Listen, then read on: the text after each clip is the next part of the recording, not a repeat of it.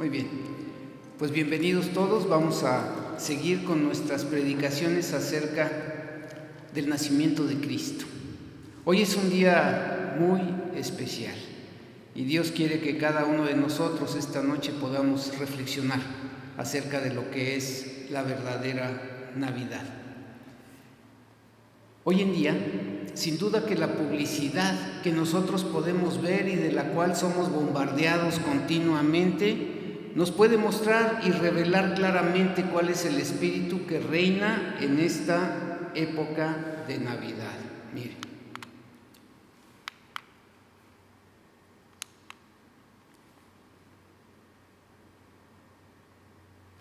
Ponme la que sigue, sí, por favor. Miren, todos estos anuncios llegan por internet, llegan a tu celular, llegan a todos lados, ¿no? Y cada uno de ellos nos comienza a mostrar realmente qué es lo que el mundo cree acerca de la Navidad, en la que este mundo supuestamente está celebrando el nacimiento de Cristo. En ese anuncio aparecen algunas letras que dicen: el mundo necesita más santas. Otro más que dice: y unidos hacemos la magia realidad, Coca-Cola. Y la hermosa niña que tú puedes ver ahí, a lo mejor no alcanzas a leer las letras, dice lo siguiente: se equivocan si piensan que Santa Claus entra por la chimenea. En realidad entra por nuestro corazón.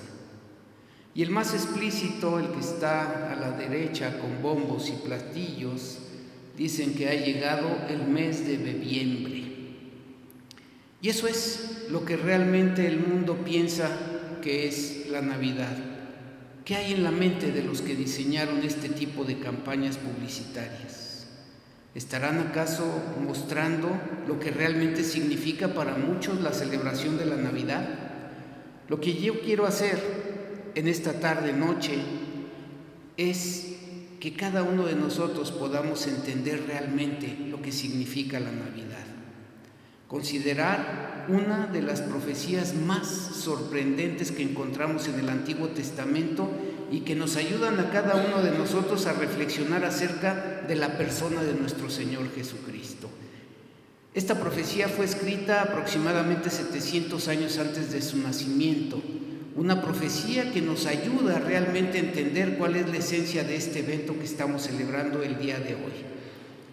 Hoy no te voy a pedir que abras tu Biblia, te voy a poner todos los pasajes para que no pierdas tiempo y para que puedas entender realmente, ¿sí? Ahí está, lo que significa esto. Miqueas, capítulo 5, versículos del 1 al 2. Observa con atención lo que dice este pasaje sobre el cual estaremos meditando a lo largo de esta predicación. Dice su palabra: rodéate ahora de muros, hija de guerreros. Nos han sitiado con vara, herirán en la mejilla al juez de Israel. Pero tú, Belén Efrata, pequeña para estar entre las familias de Judá, de ti me saldrá el que será Señor de Israel, y sus salidas son desde el principio, desde los días de la eternidad. Así que lo primero que Miqueas nos revela en esta profecía es el lugar en donde había de nacer el Mesías, Belén Efrata. Dice su palabra: Belén Efrata, pequeña para estar entre las familias de Judá, dice: de ti me saldrá el que será Señor en Israel.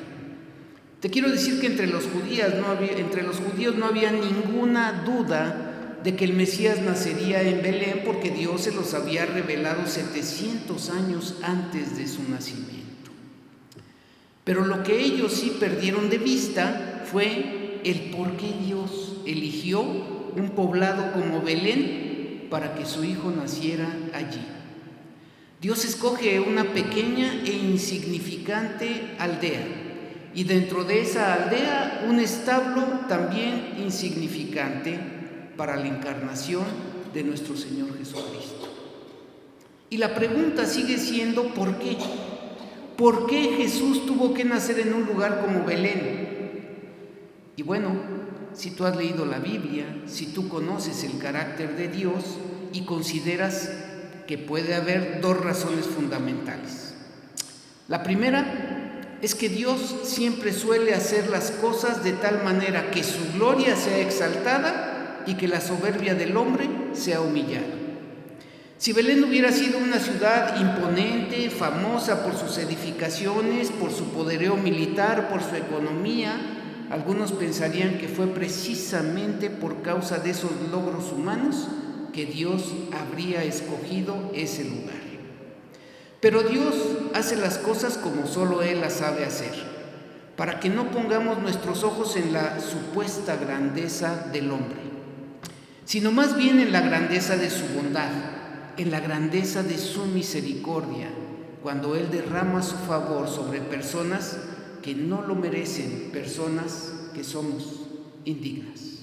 Esa es la enseñanza que el apóstol Pablo en la primera carta a los Corintios 1:26, la iglesia en Corintio, te quiero decir que estaba dividida. Mira, esta iglesia que estaba dividida se unía en torno a personalidades humanas. Y algunos decían yo soy de Pablo, otros decían yo soy de Apolos, otros decían yo soy de Cefas. Por esa razón es que Pablo tuvo que hacer algunas aclaraciones a esta iglesia de Corinto. Observa lo que dice este pasaje. Dice, pues mirad, hermanos, vuestra vocación. Cuando la palabra de Dios habla de la vocación, es el llamado que Dios le está haciendo a esta iglesia. Y fíjate lo que les dice. Que no sois muchos sabios según la carne, ni muchos poderosos, ni muchos nobles, sino que lo necio del mundo escogió Dios para avergonzar a los sabios, y lo débil del mundo escogió Dios para avergonzar a lo fuerte, y lo vil del mundo y lo menospreciado escogió Dios, y lo que no es para deshacer lo que es, a fin de que nadie se jacte en su presencia. Si tú observas tres negaciones, no sois, dice, sabios. Lo que les está diciendo Pablo, aquí estamos en la iglesia de Corintios, quiero decirles que ustedes han sido llamados, pero ustedes no son sabios según la carne. También les dice algo más, tampoco son poderosos, ni tampoco son nobles. Y entonces, ahora sí, dice Pablo, sino que lo necio del mundo, o sea, ustedes, fue lo que escogió Dios para avergonzar a los sabios. Lo débil del mundo escogió Dios para avergonzar a lo fuerte. Y lo vil del mundo y lo menospreciado escogió Dios, y lo que no es para deshacer lo que es. Y nuevamente, a fin de que nadie se jacte en su presencia. Por esa razón, yo creo que tú y yo tendríamos que pensar por qué tuvo que haber escogido Belén, un lugar tan pequeño. Por esta razón, para que la gloria de Dios se pudiera manifestar en ese lugar. Te quiero decir que podemos ver en este pasaje que Dios busca la manera de desinflar el orgullo humano. ¿Y sabes por qué? Porque ese es el gran problema del ser humano. Lamentablemente el hombre no permaneció en su condición original. El hombre se rebeló contra su Creador y su rebeldía trajo consigo un sinnúmero de consecuencias terribles para la raza humana que hoy todavía seguimos poblando esta tierra. El hombre se convirtió en un enemigo de Dios y también en un peligro para sus semejantes. Y es por ello que muchos califican a esta sociedad actual como una sociedad enferma. ¿Qué es lo que está pasando el día de hoy? Bueno, creo que el problema no está en la sociedad, no es la sociedad la que está enferma, es el hombre el que está enfermo. Y han pasado años y años y no podemos encontrar ninguna solución a este problema que hoy está viviendo nuestra sociedad, donde nadie, absolutamente nadie puede salir tranquilo a la calle porque es como una lotería, no sabes si algo te va a pasar. Y te quiero decir que si no ponemos el dedo en la llaga, y la llaga definitivamente es el pecado del hombre, que pecó contra Dios, que se rebeló contra Dios, se volvió un ser egoísta, un ser orgulloso, un hombre peligroso para el mismo hombre. Pero eso no es el fin de la historia. Nosotros tenemos un conocimiento. ¿Se acuerdan? Hablábamos de la paciencia, paz y ciencia, un conocimiento que me da paz, que alimenta esta paciencia esperanzada, que desde el mismo momento en que el pecado entró en el mundo, Dios reveló un plan de salvación con el propósito de revertir los efectos del pecado que el pecado había producido en los seres humanos, como lo sigue haciendo el día de hoy. Y de esa manera ser una demostración de la gloria de Dios, una demostración muchísimo más extraordinaria que la que su creación original pudo haberle transmitido. Fue para eso que el Hijo de Dios se hizo hombre hace más de 2000 años, para poder restaurar al hombre dañado y convertirlo en el adorador que siempre debió de haber sido. Pero para eso el hombre tenía que ser humillado. El hombre tiene que recordar que no es Dios, solo Dios es Dios. Y para que este plan que Dios tenía desde el principio y que se pudiera cumplir, entonces Cristo aparece en el escenario de la historia en la primera Navidad, para que solo el Dios de gloria recibiera toda la gloria. No, te quiero decir que no había nada extraordinario en la aldea de Belén. Era un lugar muy pequeño. No había nada extraordinario en el establo donde María dio a luz. Y tampoco hay nada extraordinario en aquellos hombres y mujeres que Dios escogió. Desde antes de la fundación del mundo, escogió hombres y mujeres para ser los beneficiarios de esta salvación tan grande a través del Señor Jesucristo. Es por gracia, queridos hermanos, que nosotros, tú y yo, somos salvos. Y Él nos salvó con un propósito: darle toda la gloria a Él. Así que Pablo sigue diciendo en el pasaje de 1 Corintios 1:30, observa lo que dice el texto: mas por Él estáis vosotros en Cristo, el cual nos ha sido hecho por Dios sabiduría, justificación, santificación y redención. ¿Qué está queriendo decir Pablo? Por Él estamos nosotros en Cristo. Dios ha sido bueno contigo y conmigo. ¿Y sabes qué nos hace el poder estar en Cristo? Nos da sabiduría, nos justifica, nos santifica y nos redime. Son noticias maravillosas que Dios nos ha dado a cada uno de nosotros. Dios nos atrae a Cristo. Dios nos llama a salvación porque solo el único que salva es Dios. Y la pregunta es, ¿sabes para qué? Para que, como está escrito, el que se gloríe, gloríese en el Señor. Pero sigue habiendo un problema. El orgullo sigue siendo el problema de nuestro corazón. Por eso es que hay tantos problemas, no solo en el mundo, sino también en las iglesias. Es por orgullo que nos creemos demasiado importantes. Para el cristiano, el mero hecho de decir que es seguidor de Cristo quiere decir que es un anuncio público, que reconocemos nuestra propia iniquidad, reconocemos nuestra pecaminosidad y que somos obra en construcción en las manos del alfarero. Cristo nació en una aldea pequeña, insignificante, porque Él vino en nuestra representación. Él vino a tomar nuestro lugar para poder pagar el costo de nuestro pecado en la cruz. Y antes de ser exaltado, era necesario que Cristo fuera humillado. Y esa, queridos hermanos, es la enseñanza de la Navidad.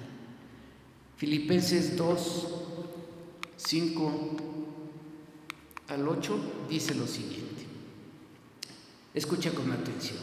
Ya lo hemos visto las semanas anteriores, pero es un pasaje muy importante que tú y yo tenemos que entender. Dice: haya pues en vosotros este sentir que hubo también en Cristo Jesús, el cual, siendo en forma de Dios, no estimó el ser igual a Dios como cosa que aferrarse, sino que se despojó a sí mismo, tomando forma de siervo, hecho semejante a los hombres, y estando en la condición de hombre, se humilló a sí mismo, haciéndose obediente hasta la muerte y muerte de cruz.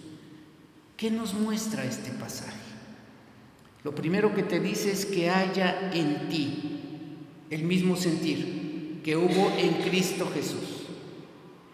Fíjate bien cómo lo describe. El cual, siendo en forma de Dios, no estimó el ser igual a Dios como cosa que aferrarse. Él te está diciendo que ese mismo sentir debes de tener tú también. No debes estimar lo que tú eres, sino que al igual que Dios debes tener ese mismo sentir. Él dice que no estimó ser igual a Dios como cosa a que aferrarse, sino que se despojó de sí mismo. La pregunta es: ¿tú de qué te tendrías que despojar para poder tomar forma de siervo? Así que la palabra de Dios nos dice que Él fue hecho semejante a los hombres, pero hay algo muy importante: se humilló a sí mismo. Y Él nos dice que debemos de tener este mismo sentir. Tú y yo debemos de despojarnos de nosotros mismos para poder tomar la misma forma de siervo que Él tomó. Y hay una característica muy importante: se hizo obediente hasta la muerte y muerte de cruz. ¿Qué tan obediente eres tú? Porque dice que Cristo se humilló hasta lo sumo, pero consecuentemente después Dios lo exaltaría también hasta lo sumo. Primero la humillación y después la exaltación. Segunda cosa que nosotros debemos considerar del pasaje de Miqueas: no solo profetizó el lugar en donde Cristo habría de nacer, sino que también profetizó la naturaleza de su gobierno. Mira lo que dice Miqueas 5:2, lo leí hace un momento, dice: de ti me saldrá el que será Señor de Israel. Esta es la naturaleza de su gobierno. Él vino aquí para poder ser Señor. Pero es obvio que el Mesías prometió, sí, que venía en calidad de gobernante.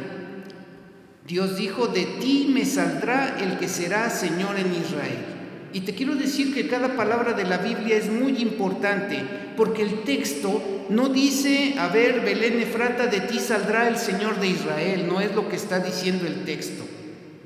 El texto dice: de ti me saldrá el que será Señor de Israel. En otras palabras, está diciendo: ese que nacerá en ti, Belén Efrata, viene de parte de mí a establecer mi voluntad. Ese es el gobierno que el Señor Jesucristo vino a establecer, hacer la voluntad de su Padre.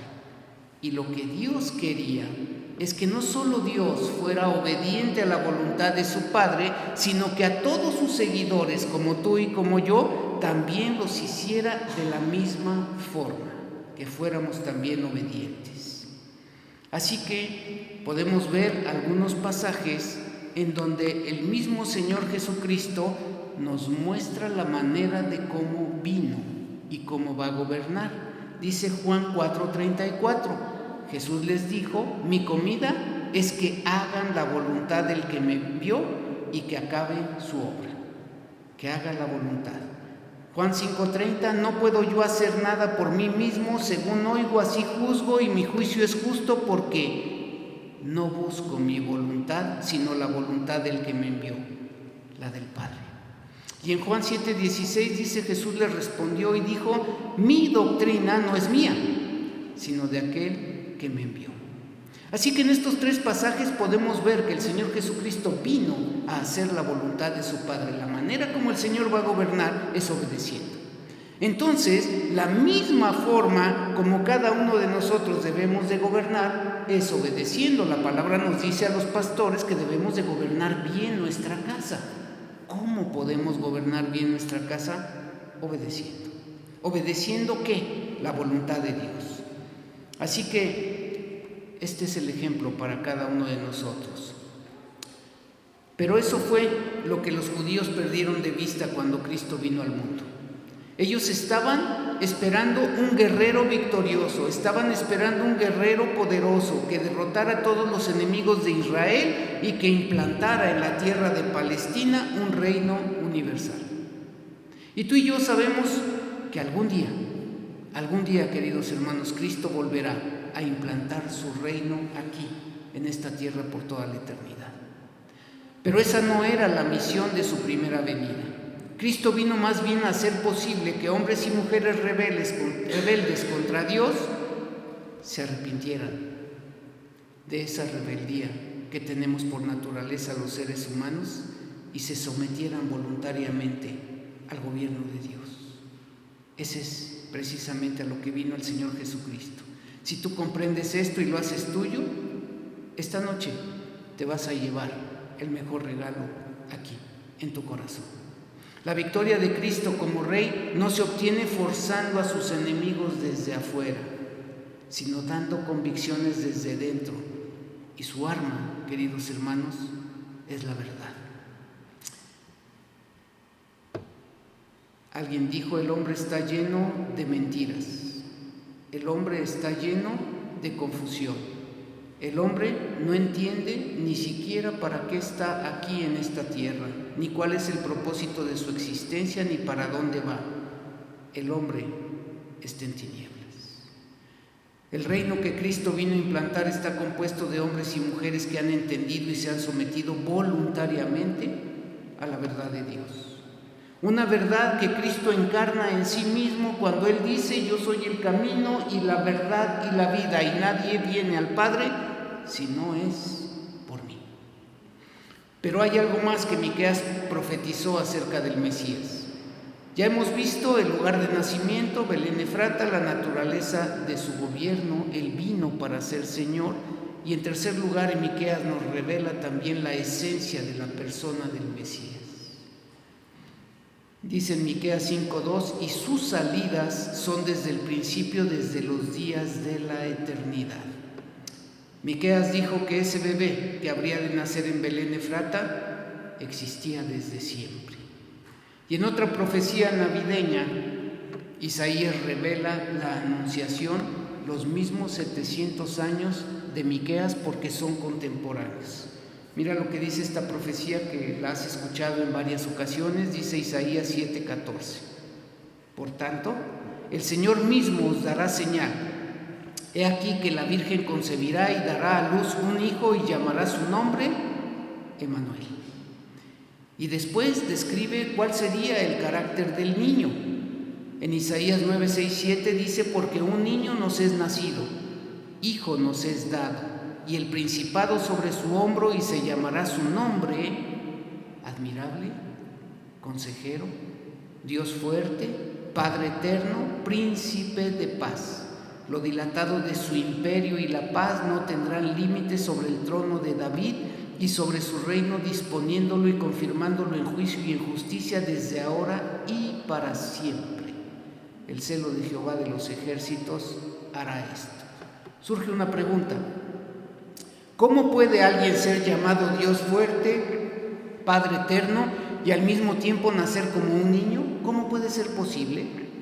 Bueno, la respuesta a esta pregunta no solo es la más misteriosa y la más extraordinaria que el hombre haya podido hacerse alguna vez.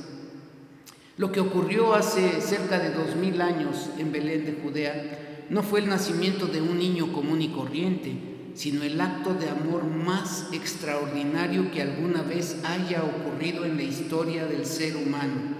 La segunda persona de la Trinidad, Dios el Hijo, se hizo hombre voluntariamente y fue enviado por Dios el Padre a rescatar a pecadores como tú y como yo, muriendo en nuestro lugar en la cruz del Calvario. Y es por esto que este niño puede ser llamado con toda propiedad Dios fuerte, Padre eterno, príncipe de paz. Esta es la verdadera esencia de la Navidad. El mismo Cristo le dijo una ocasión a los judíos en Juan 10:30: yo y el Padre, uno somos. Y a Felipe le dijo, Jesús le dijo: tanto tiempo hace que estoy con vosotros y no me has conocido, Felipe. El que me ha visto a mí, ha visto al Padre. ¿Cómo pues dices tú, muéstranos el Padre? Y hoy todavía hay muchas personas que siguen confundidas y no pueden ver a Dios. Así que la solución del dilema es que Jesús nació como un niño en la aldea de Belén, asumiendo en el tiempo una naturaleza humana semejante a la nuestra, pero con una característica: sin pecado. Y estando en la condición de hombre, decidió pagar en una cruz la deuda que todos teníamos con la justicia divina, muriendo una muerte que tú y yo merecíamos.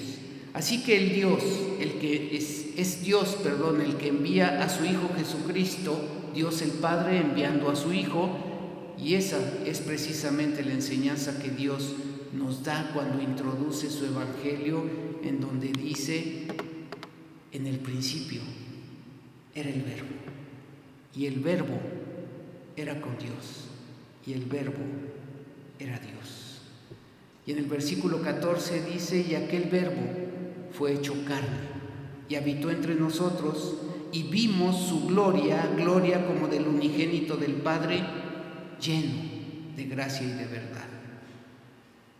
Es ese hecho extraordinario el que recordamos el día de hoy, el nacimiento de aquel que vino a redimirnos a ti y a mí de nuestros pecados, para que nosotros pudiéramos cumplir el propósito de nuestra existencia, que es glorificar a Dios y gozar de Él por toda la eternidad. Estoy convencido, queridos hermanos, que la Navidad es un recordatorio perpetuo, cada año es lo mismo, de que el mundo está mal. La Navidad es un recordatorio de que algo anda mal, porque en vez de vivir para Dios, el Dios que nos creó, nosotros los seres humanos decidimos vivir para nosotros mismos. Entonces surge una pregunta: ¿cómo se supone que debemos celebrar el nacimiento de aquel que vino a corregir ese mal? ¿Acaso no es cierto que la Navidad es uno de esos periodos del año en el que más se apela a la codicia, a la soberbia, al orgullo, al egoísmo humano? Hace algunos años hicieron una estadística de cuántos pleitos hay en las casas el día de Navidad. La gloria de Dios tiene que ver muy poco en esta celebración, muy poco, porque aún aquellas personas que critican el materialismo y critican a las personas que dispendian en la cena de Navidad y en regalos y en muchísimas cosas, ¿qué proponen? Esas personas lo que proponen es que pasemos tiempo con la familia. Esas personas proponen que nosotros podamos ayudar a todos aquellos que son los desposeídos, los que menos tienen. Y eso, queridos hermanos, está bien. Es una época en que nosotros podemos hacer mucho bien. Pero saben que ninguna de estas cosas toca el propósito de la Navidad. ¿Cuál fue el primer himno que se compuso en la Navidad? El que cantaron los ángeles, y no solo fue una alabanza, fue una enseñanza para ti y para mí.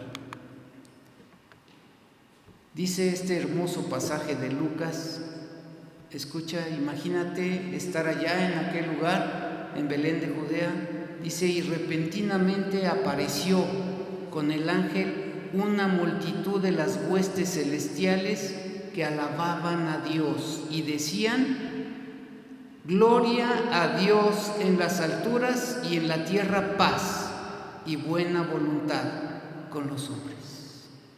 Esta es la enseñanza de la Navidad.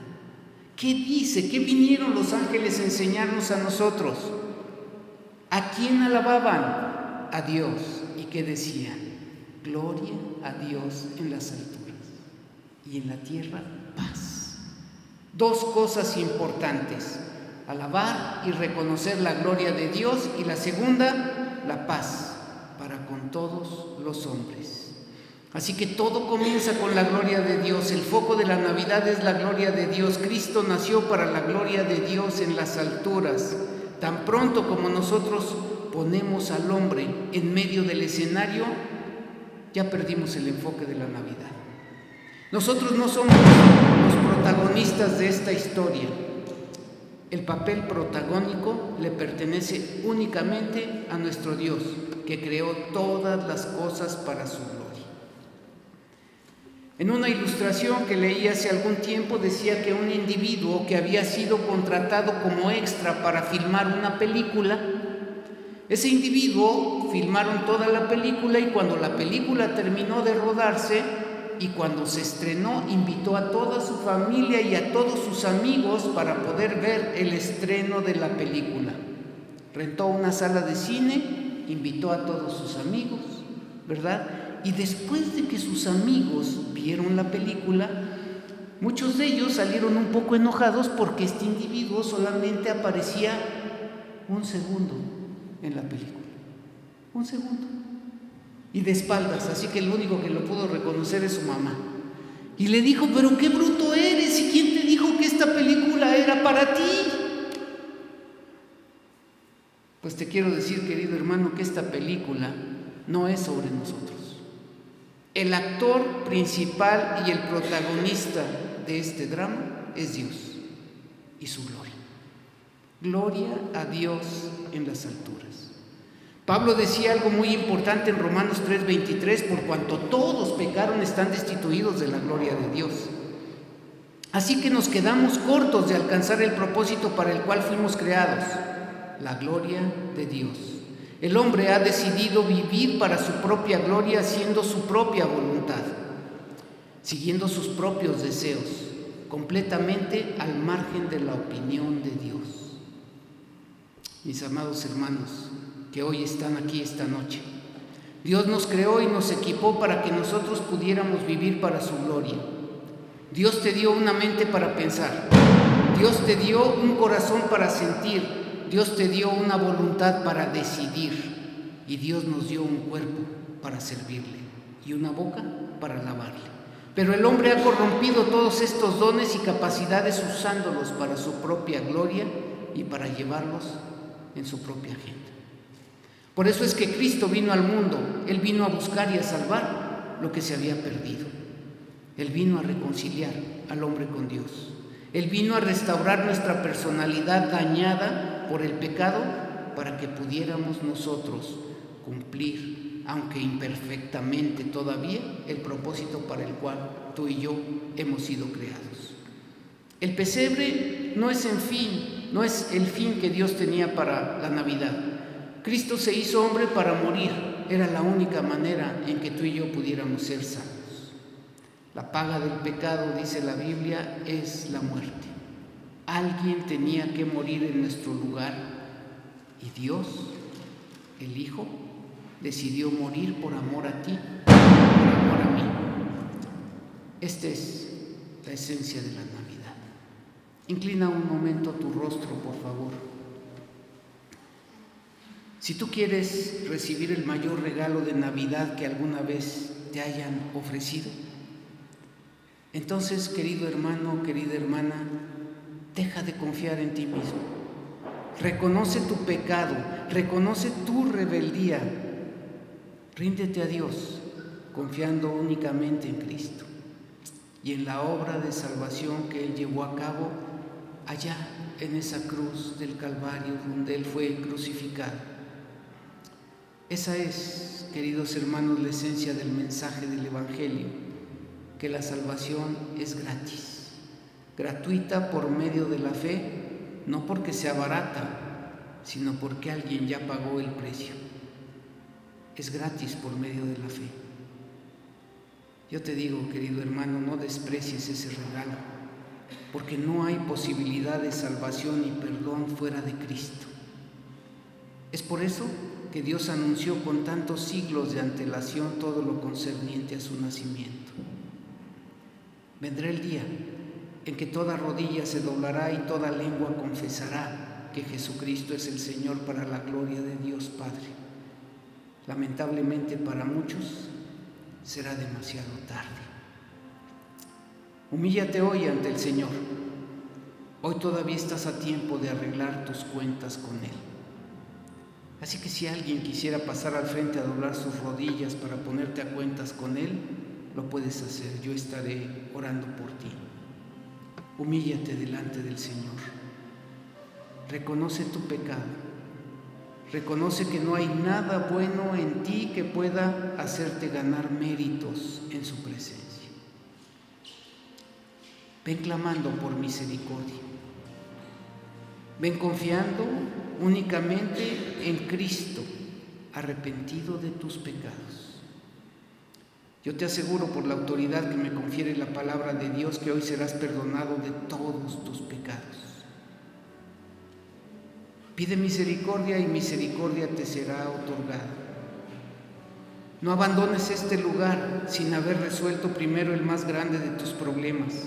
Hoy estamos celebrando la Navidad, dando gloria a Dios con corazones agradecidos por el mejor regalo que alguien pudo haber recibido. Recíbelo en tu corazón y si ya lo tienes, ponte a cuentas con Él. Restaura tu relación para que pertenezcas a ese pueblo celoso de buenas obras que Él constituyó por medio de su Hijo.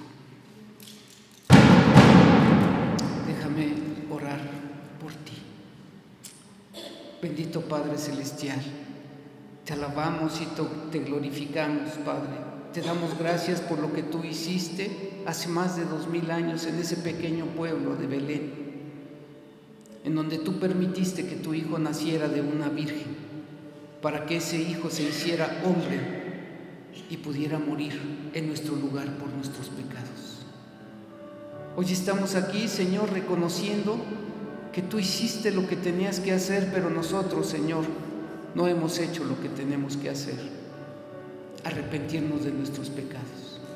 Tú nos has dado la salida desde el principio, Señor. Desde que el hombre pecó, tú ya habías dado el plan de salvación para el mundo. Y hoy aquí está tu pueblo, Señor, reconociendo su pecado, su iniquidad. Yo te pido por cada uno de mis hermanos que están clamando a ti por perdón, Señor, que tú escuches, Señor, cada una de sus palabras y nos respondas conforme a lo que tú sabes, Padre, que más nos conviene. Ayúdanos, Señor, en nuestra debilidad. Perdona el pecado de cada uno de mis hermanos que están arrepentidos delante de ti. Y que esta noche, Padre bendito, podamos llevarnos el mejor regalo, que eres tú. Así que bendice este tiempo, bendice esta palabra y bendice a cada persona que ha escuchado este mensaje de Navidad. Oramos a ti, Señor, en el bendito nombre de nuestro Señor y Salvador, Cristo Jesús.